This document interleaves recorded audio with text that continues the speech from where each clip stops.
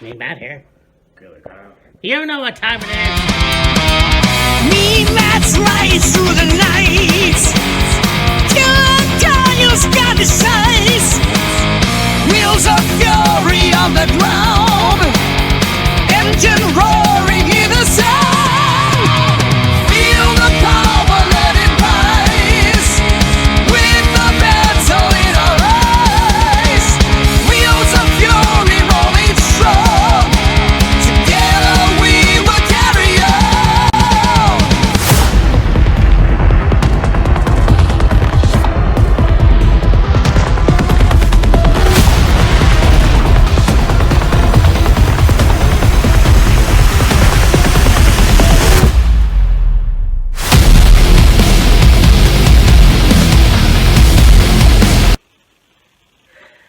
Hey, me, Matt here. This is Killer Kyle. Welcome to another episode of Wheels of Fury. Hi. As we talk about AEW Revolution Yes, sir. and what a card it's going to be. Yeah, that's for sure. Yeah. We're already in that time of year. First AEW pay-per-view of the year. We've already got Royal Rumble out of the way, Elimination Chamber out of the way. Veterans Day was last week. And this weekend, yeah. Like I said, first AEW pay-per-view of the year. And, of course, we got Triple H Ray Reyes as well. Right? Yeah. Every single time AEW has a pay-per-view, they always deliver. Yeah, it's kind of one of those things where Dynamite and Collision are really a hit and miss. It's the pay-per-views that really make the money, I guess. Yeah. I mean, they do put on a hell of a show with all these matches. Yes, I know a lot of complaints about too many matches. However, you know, it is what it is. Compared to Reyes, it's kind of like, yeah, we know how AEW does. So Yeah. I mean, like, AEW, all their pay-per-views have quite a lot of matches. I mean, there's 9 matches here, and then they usually have 2, 3 on the pre-show, the 0 hour. yes, So you're looking at, call it 12 matches overall. Sometimes they've done like 4 matches on the 0 hour. So you look at 12, 13 matches total, roughly. yeah, that's exactly it. And it should be a good show. Yeah, So here we go. yeah. We got a 21-man blackjack battle royal for the national championship. And I presume we will find out some of the participants, if not all of the participants, in that probably tonight. Yeah, that'd be cool. Yeah, it'll be interesting to see who's gonna be in it. Yeah, for sure. I mean, battle royals are always fun, Yeah, and yeah, blackjack casino. yeah. But anyways, The blackjack battle royal, yeah.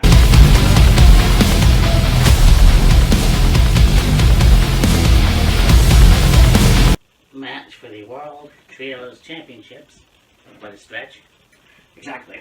Don Collins family, we got Kazuchika Okada, Cal Fletcher, and Mark Davis, who will take on Mystico and Jet Speed.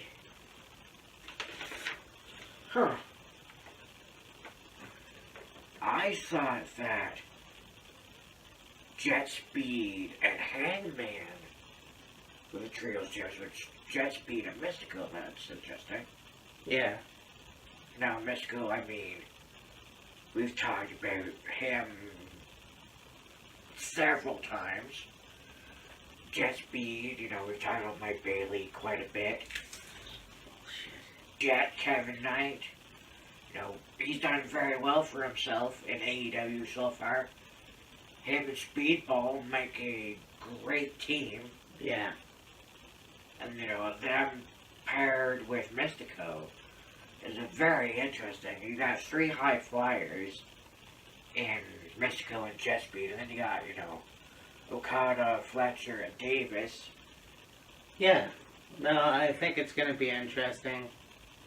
Like, Mark Davis is very, very good. It's like the high flyers versus the brawlers. More or less.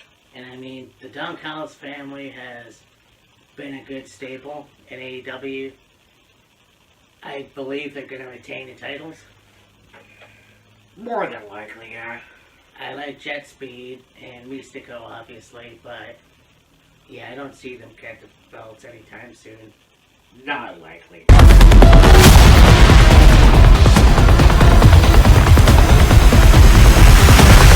We go to Timeless Tony Storm taking on Marina Shafir.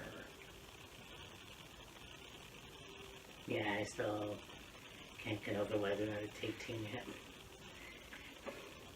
Yeah. Anyways, inside joke. Yeah, this is going to be a good match. Yeah.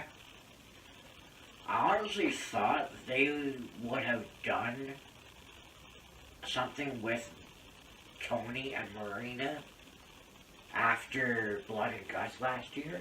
Yeah. Honestly, it's going to be an interesting match. I can either see Death Riders interfere or somehow Tony gets a win. Yeah. At the same time, I think Tony's had a lot of wins lately.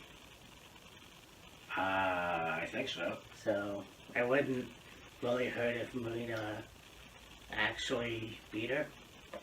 Yeah. So, That would be interesting.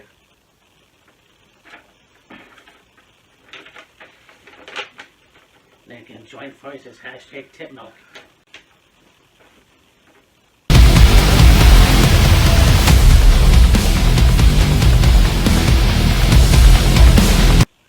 The AEW Women's Championship. 2 out of 3 falls. We've got Tekla versus Chris Statlander in a rematch, I guess. Yes. It was, I want to say a couple months ago. Tekla and Chris Statlander had a match for the Women's Championship. And it was, I'm trying to remember, it was like a no disqualification or something like that. And it was Tekla ended up winning, and then we're here, and 2 out of 3 falls. Like, alright, that's interesting. Yeah. Do you really want to see Statlander win the title again? Like, I'm just trying to think what Tekla is going to do with the championship. exactly. Like, she's got a bunch of other opponents that she could take on, and Yeah. I think that Statlander's already had her time as the champion, so Yeah, for sure. I agree. I think that Tekla should retain, Yeah. and I mean, who knows who else she could take on, I guess. And I mean, like, 2 out of 3 falls, depending on what each fall is going to be. Like, I'm sure there's going to be stipulations. Yeah. What they will be, I'm sure we will find out probably tonight. Oh yeah, that'd be cool. My train of thought, though, like, you know, more than likely, Julia Hart and Sky Blue are probably going to have some sort of involvement. Yeah. And I mean, so, yeah, Tekla's more than likely going to have Sky Blue and Julia Hart in her corner. I could see Chris Statlander have Willow Nightingale and Harley Cameron Oh in yeah, her corner. that would be pretty cool. Or, what are they called? The Brawling Birds? Yes. Jamie Hayter and Alex Windsor. I'm glad to see a lot of women's tag teams now have actual Team names? yeah. Yeah, exactly. I mean, You got the, Irresistible Forces of WWE. yeah.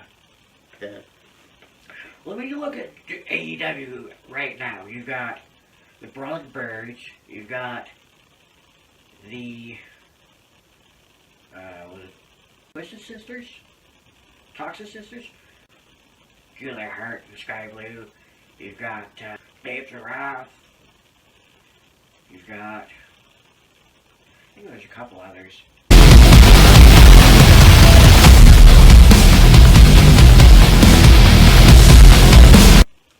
So now let's go to Brody King taking on Swerve Strickland. yeah, this is going to be interesting. I mean, both very talented. Yes? I believe that you got Brody King, who is a brick shithouse. Yeah. For somebody like him to take on Swerve, Yeah. we'll see what happens. I mean, Swerve has been in a lot of dangerous stipulation matches in the last, I'll say, 3 years. Yeah, about. So, it's going to be interesting once again. The easy answer would be Brody, but I don't know. Yeah. And like with Swerve, just recently going to the dark side. Definitely going to be a physical match, for sure. Yeah, that heel turn was interesting. I mean, he's been a heel Yeah. before, but once again, as a bad booking, I mean, we've already seen that with Seth Rollins. I don't want to keep seeing that with Swerve Strickland, Right, yeah. but nonetheless, this should be a good match. Yeah. Now we have Andrade El Idolo versus Bandito. Bandito. And yeah, ever since he came back to AEW, he's, pardon the term, been a frago. See? Yeah. Like, I understand that he had his second chance in WWE. I wish they would have done a hell of a lot more with him, but Well, see, here's the thing, like, with Andrade being partnered with Dragon Lee, they were a really good tag team, and they were a hot tag team, and like they were winning matches, and they could have ended up in contention for the tag titles. It was just for medical reasons, basically, is why Andrade left. oh yeah, okay. Yeah. Well, nonetheless, I mean, he's a good addition to the Don Callis family, but, Right. you know, we'll see what happens. I can definitely see the Don Callis family get involved, because that's what they do. Yeah, So, usually. unless Brody King is still, like, friends with Bandito, then he might get involved, but Yeah. I'm gonna pick Andrade. Yeah, I could easily see Andrade winning. Like, nothing to take away from Bandito, but like, you have, you know, whoever accompany Andrade to the ring. Let's say it's Don Callis and Big Archer, for example, Lance Archer. You know, I see Lance getting involved. And maybe if they have a couple others, I mean, I can see involvement from more than one person. Well, I mean, really would all depend. It's almost like WCW. You got NWO versus the Four Horsemen. Right. Don Callis versus the Death Riders. Yeah. I mean, there has to be some kind of babyface stable in AEW. Can't.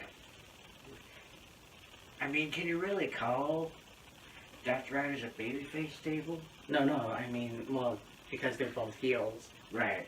Like, it's hard for me to explain, but It seems to be the fans are more behind the Death Riders than the Don Callis family. Oh, okay, yeah. Like, the Death Riders aren't a phase, but fans seem to like the Death Riders more than the Don Callis family. Oh, so they're like NWO. Alright.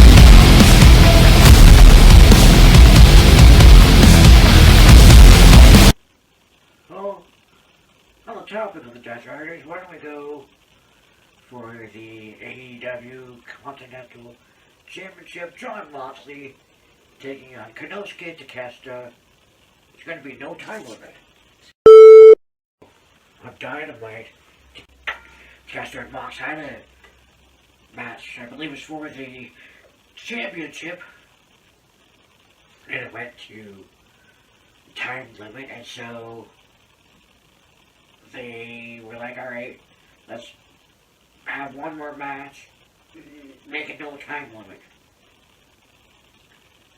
Yeah, that would be cool. I mean, these two have obviously, well, they probably faced each other in Japan at one point or another. Well, I mean, Mox competed for a little bit in New Japan. Takeshita was in, it was DDT, Yeah, it was actually. so I don't think they had any interaction with each other Okay, well, until, they went to AEW. I mean, regardless, those two guys can really beat the shit out of each other. Yeah. It's gonna be a popcorn match for sure. Yes. I mean, the viciousness of Mox, I guess you could say that too about Takeshita. Yeah. And, yeah, we'll see what happens. Like, these two guys are brilliant in the ring. So, it's gonna be hard to say. Yeah, exactly. But, is it gonna be a good match? Oh, hell yeah. Yeah, you got that right. But, As far as who's going to win, it's a toss-up, honestly. yeah, and there was all these rumors of Mox going back to WWE and joining the Shield. I don't ever see that happening. I mean, it's been going on forever. He's good in AEW, Right. in Japan, and wherever he goes, but Yeah. yeah, it's definitely going to be a good match for sure.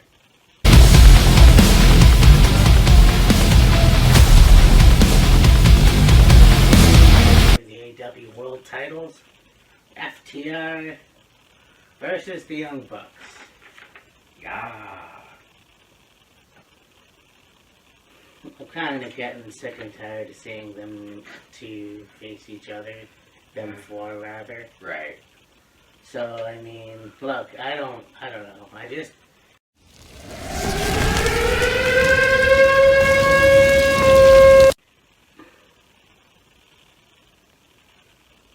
I honestly don't care. I mean, I don't. They're good tag teams. They're both very good tag teams. But, like, I can't count on how many hands how many times they faced each other. Right. I feel like there's a lot of other good tag teams. I mean, you've got Private Party, you've got Death Riders, you've got the blonde guys, what are they called? Oh, Outriders? Outrunners. But you fucking go with this? And it's like, okay, I thought WWE was running out of ideas. The Young Bucks and FTR are a good tag team. Yes. They're both good tag teams, I should say. But the fact of the matter is that put them together. Who gives a fuck? I don't care anymore. I don't want to see the Young Bucks get the titles. I just don't. And I don't want to see FTR keep going after them. I want them to go after some other tag team. And, I feel like they could just do better. I don't know what else to say. Yeah. Yeah. I mean, if you really wanted to, I mean, Ring of Honor is partnership with AEW. Let's put the Ring of Honor belts back on Matt and Nick. Yeah. I just am fucking tired of seeing those two face each other. You know what I'm trying to say? Yeah. Fuck. Well, so there's going to be a match with Big Boom AJ. We don't know who's taking on yet. Don't know, don't care, don't have to. I mean, again,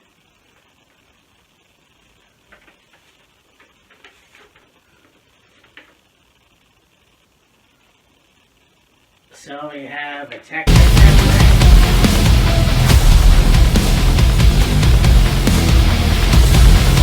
last chance Texas Death Match for the AEW World Championship. We got Adam Page versus MJF. And if Adam Page loses, he will never be able to challenge for the AEW title again. Same shit, different company. I didn't realize that MJF is 30. Yeah, really. Yeah. That's gonna be a cool match. Yeah, I mean, Texas death matches are always fucking sick. yeah. Texas death matches are always really good. This is Hangman's fourth, I think? Fifth, maybe? Because he did one with Mox, he did one with Swerve, he's doing this one with MJF.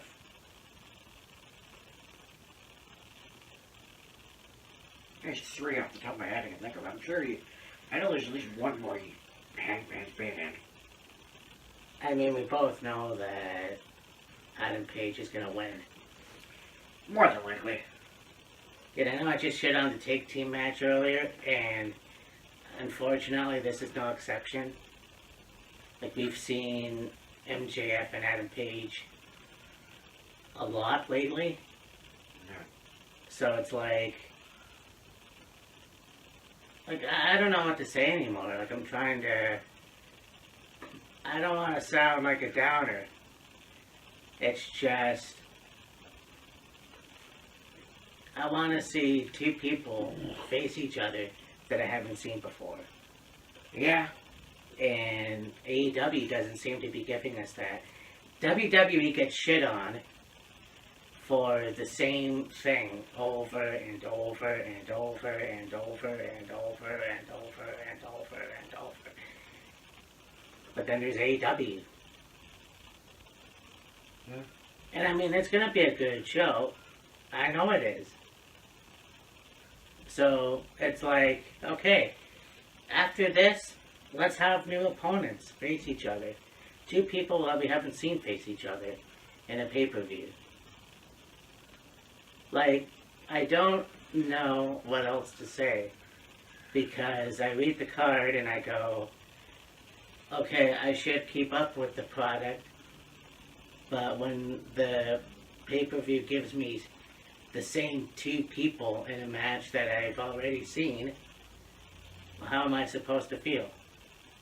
Like, am I wrong, or? The thing with AEW is a lot more often they will change things up.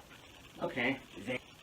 They won't have two people, a tag team or singles, wrestle each other like 3 weeks in a row, or like 2 months in a row, or whatever. They do a pretty good job at, okay, we have this match with Hangman and Swerve, and then we'll go to Hangman versus Joe and Swerve versus Takeshita. And then they'll go, okay, we did Moxley versus Okada. Now we'll do Okada versus Bandito. And Mox versus Kyle Fletcher. Just hypothetically speaking here, so you get what the gist. Yes, they have done the same people have matches quite a lot, but it's not, oh, we'll have them have 10 rematches in 3 months. Alright. Well, I mean, that's what I see. And like I said, it's going to be a good show. Like, you look back, say, early 2000s, they would have Triple H versus Shawn Michaels at least 3 months straight. That is true. And I see the irony in that, too. And so, at least with AEW, yes, we're getting FTR versus the Young Bucks again. We're getting Hangman versus MJF again. But, in between now and last time the FTR and the Young Bucks faced each other, and MJF and Hangman faced each other, they did, other matches. Yeah, They had other rivalries. that is true. I don't know, I guess that's just what I saw when I looked at the sheet. I mean, it's going to be a good show. And I know that. So, yeah. I guess we'll see. Aside from, FTR versus Young Bucks again. Hangman versus MJF again. The show's gonna be a good show. Oh, yeah. Regardless. And it always is. I Yeah. mean, for me, it's only a nitpick. Right. I just feel like I could see new opponents face each other. Like you just said, Takeshita versus Bandito. That would be pretty sick. Oh, yeah. Or, Moxley versus... I actually can't think of one right now. Yeah.